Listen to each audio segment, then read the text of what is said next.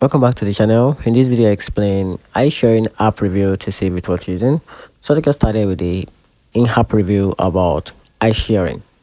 So to get started, iSharing is a location tracking app designed for families and close friends. It offers real-time GPS tracking, location history, price alert, driving reports, panic alert, and a built-in chat function. The app works on both Android and iOS, is beginner friendly and uses a minimal battery. Its free version covers many core features, while the premium plan had multiple alerts, 90 days history, and removes ads.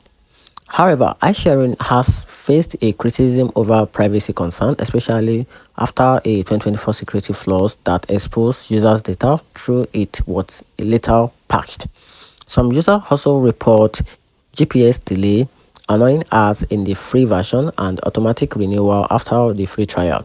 And here's the overall conclusion about this platform. The app simply worth it if the features are packed, tracking, and easy to use. So if you are okay managing privacy settings and staying alert with subscription, the app is definitely for you. And that's it.